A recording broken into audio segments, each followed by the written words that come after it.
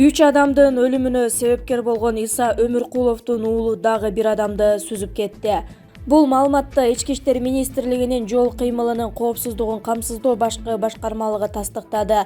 Жабырлануучу 1992-жылы туулган А.Ж. аман калып ооруканага жаткырылды. Азырынча Азамат Өмүркулов кармалгандыгы жана анын автоунаасы айып жайга киргизилгени белгисиз. Белгилей кетсек, Азамат Өмүркулов 2011-жылдын август айында Дунларов көпүрөсүнүн жанындагы айланып өтүүчү жолдогу кырсыктын күнөөкөрү болуп, анын кесепетинен 3 адам каза болгон.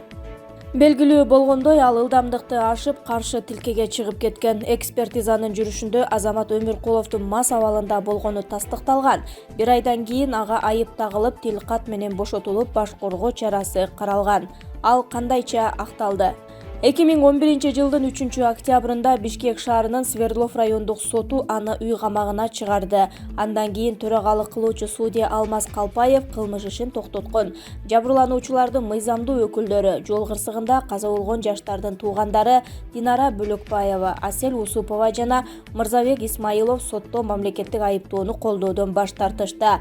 Тергөө амалдарынын жүрүшүндө эки жабырлануучу айыпталуучу Азамат Өмүркуловго эч кандай дооматтары жок экендигин билдирип, тосмо арыз жазышкан. Жолугушуу учурунда маркум 23 жаштагы Алтынай Турусбекованын атасы милициянын полковниги Исмаилов дагы ушундай кылды. Сот жараяны басма сөз өкүлдөрүнүн катышуусуз жабык эшик артында өткөнүн кошумчалайбыз. Булак УА Чекит КЖ. Тажик басылмалары Кыргызстан тууралуу калп маалымат таркатты. Тажикстандын расмий бийлигин калп маалыматтарды таркаткан ЖМКларга тоскоолдук кылууга чакырабыз. Мындай билдирүүнү Улуттук коопсуздук мамлекеттик комитетинен таркатышты. Маалыматка ылайык 14-майда чек ара кызматынын кызметчилери чек арага жакын жайгашкан тажик жаранынын үйү өрттөнүп жатканын байкаган. Кыргыз тараптын чек ара өкүлдөрү тажикстандык кесиптештери менен телефон аркылуу сүйлөшүүдө аталган маалымат тастыкталып, тажик тарап коопсуздук үчүн чек арачыларын Кыргыз аймагына убактылуу жылдырып турууну суранган. Белгилүү болгондой, кийинки күнү 15-майда тажик ЖМКлары жазган чек арага жакын жерде бак дарактар кыйылып жаткандыгы тууралуу маалыматтарды тактоо үчүн эки тараптын өкүлдөрү Баткен районунун Кара айылында жолугушкан. Жолугушууда тажик тарап дарактардын кыйылып жатканын далилдей алган эмес. Мындан улам УКМКнын чек ара кызматы Тажикстандын расмий органдарын өрттөнгөн үй боюнча объективдүү иликтөө жүргүзүп, аталган окуяга кыргыз жарандарынын тиешеси бар экендиги айтылганы калп. Тажикстан ЖМКларынын жана айрым мамлекеттик органдарынын мындай билдирүүлөрү эки өлкөнүн мамилесинде чыңалууну пайда кылып, стабилдүүлүккө, тынчтыкка болгон аракеттерди текке кетирүүсү мүмкүн экени айтылат. Булак репортер КЖ. Рамзан Кадыров Хабиб Нурмагомедовго Ахмат спорт клубунун мушкерлери менен беттешиш үчүн өзү каалаган сумманы сунуштады. Чеченстандын башчысы Рамзан Кадыров UFC уюмунун 2 салмак боюнча мурдагы чемпиону Хабиб Нурмагомедовго Ахмат спорт клубунун мушкерлери менен беттешсе, мушкер өзү каалаган сумманы төлөп берүүгө даяр. Бул тууралуу Кадыров өзүнүн социалдык тармактагы баракчасы аркылуу түз эфирде айткан. UFC мушкерлерин Хабиб Нурмагомедов 100% жеңди. Ал эми Ахмат спорт клубунун мушкерлерин ал жеңе алабы? Бул суроо жаратат. Мен анын салмагындагы Ахмат клубунун мушкерлери менен сунуштайм. Бул үчүн өзү айткан гонорарды берүүгө даярмын. Ал UFCде беттешке чыкса, биз аны колдочубуз.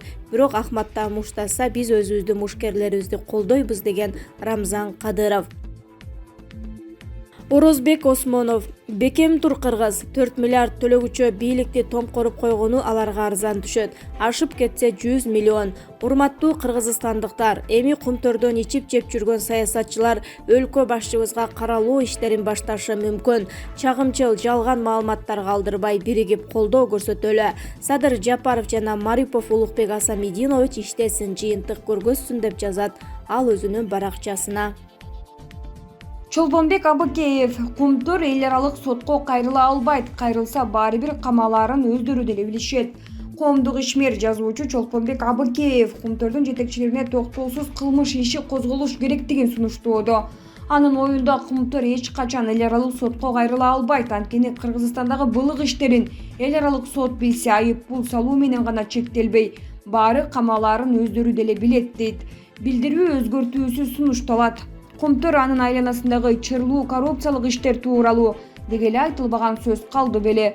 Бүгүнкү Акылбек Жапаров тарабынан ачыкка чыгып жаткан сөздүн баары көшөгө артында ашканада буга чейин деле айтылчу эмес беле. Кумтөрдүн Кыргызстанга жасаган мамилеси Кыргызстандын мыйзамдарын кой деги эле дүйнөдөгү бир дагы мыйзам көтөрө алгыс иш.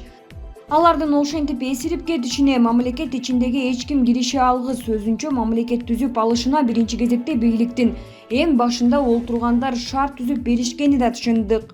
Канчалык терең изилденген сайын ошончолук укмуш былыктар чыга берет. Муну биринчи кезекте Кумтөрдүн жетекчилиги жакшы билет. Ошондуктан Кумтөрдүн жетекчилиги эч убакта эл аралык сотторго кайрыла албайт деп ойлойм. Мисалга, экологиялык кылыктары боюнча эл аралык комиссия келип текшеришсе, келген комиссиянын мүчөлөрүнүн жүрөктөрү түшүп калат.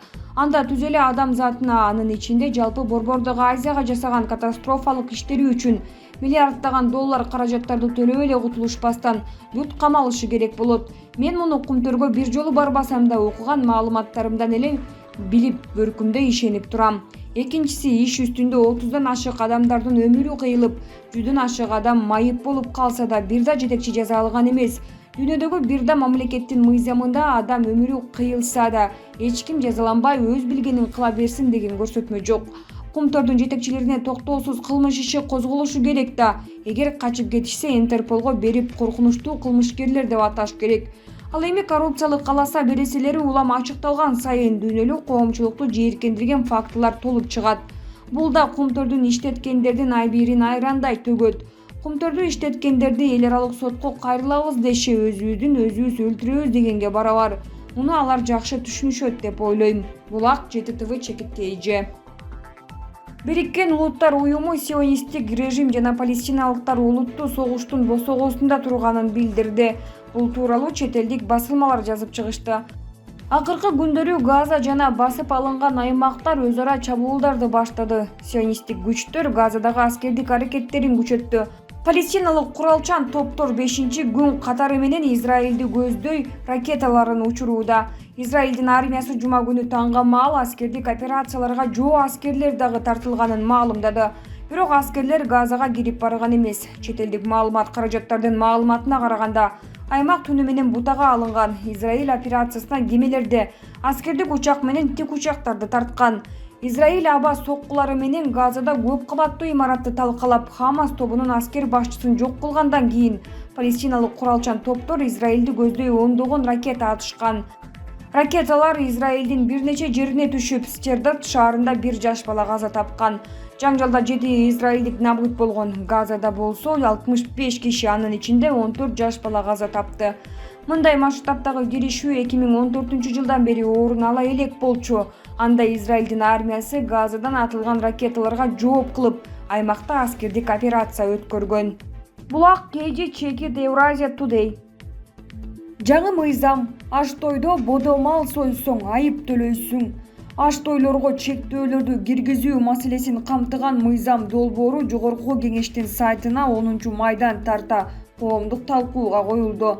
Мыйзамды депутат Улукбек Ормонов демилгелеген. Мыйзам аш тойлордогу ашыкча чыгымды болтурбоо, шаан шөкөттү азайтуу, ошондой эле каржыны сарамжал пайдаланууга багытталган элдик демилгелерди колдоо максатында жазылган. Ага ылайык той маареке, үй бүлөлүк салтанаттарга чакырылган коноктор 100дөн ашпашы керек. Үлпөт тойлорго 200гө чейин конок катышып, банкет менен бир күндүн ичинде өткөрүлөт. Никелешүүнүн мамлекеттик каттоо салтанатына 3дөн ашык машина менен барууга тыюу салынат. Маркумду акыркы сапарга узатууда адам санына чек коюлбайт, бирок бодомал союуга тыюу салынат. Жетилиги, кыркылыгы ашы сыяктуу жөрөлгөлөргө 100дөн ашык адамды чакырууга болбойт. Анда да бодомал союлбайт. Зыяратчыларды узатуу жана тосуп алуу үй бүлө жакындары менен гана өткөрүлөт. Конок чакырып, жалпы иш-чараларды уюштурууга катуу тыюу салынат.